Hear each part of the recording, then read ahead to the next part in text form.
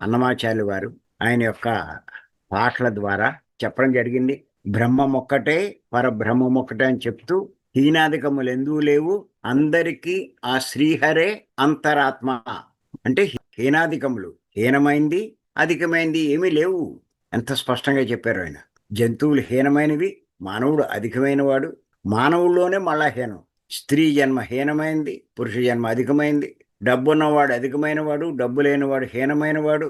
రాజు గొప్పవాడు, బంటు హీనమైన వాడు అనుకుంటారు. కానీ రాజులో ఉన్నది అదే, బంటులో ఉన్నది అదే. అంచేత ఏది తక్కువ కాదు, ఏది ఎక్కువ కాదు అన్నది జ్ఞానం ఉన్న వాళ్ళకి బాగా అర్థమవుతుంది. అదే శంకరాచార్యులు వారు అందరికీ తెలుసు.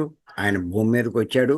ఆయన గంగా నదిలో స్నానం చేసి వస్తూ ఉంటే ఒక చండాలుడు ఎదురుపడతాడు. అటువంటి చండాలుడు ఎదురుపడగానే శిష్యులు తప్పుకో వస్తున్నారు అంటారు. మీరు చూడండి, ఇప్పుడు ఆ పీఠాధిపతులు వస్తే వీళ్ళంతా ఎదరకుండా వెళ్ళి తప్పుకోండి అంటారు.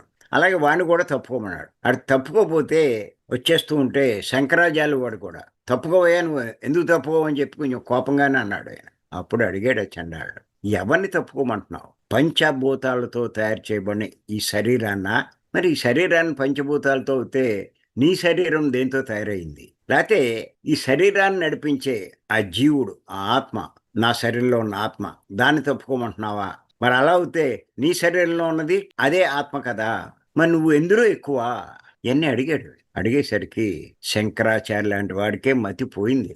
అప్పుడు అర్థం చేసుకున్నాడు, వచ్చినవాడు ఎవడో కాదు, నా అహంకారాన్ని, నా గర్వాన్ని తొలగించడానికి వచ్చిన ఆ పరమేశ్వరుడే ఈ రకంగా నాకు ప్రత్యక్షమై నా కళ్ళు తెరిపించాడు అని చెప్పి ఆయన కాళ్ళ మీద పడి క్షమించమని అడిగాడు. అప్పుడైనా అంత గొప్పవాడైనా కూడా ఈ సంఘటన జరిగాక సమస్తము ఒకటే, అందరూ ఒకటే, ఎక్కువ తక్కువ లేవు, ఇంచేత తేడాలు లేవు అని చెప్పి అర్థం చేసుకున్నాడు.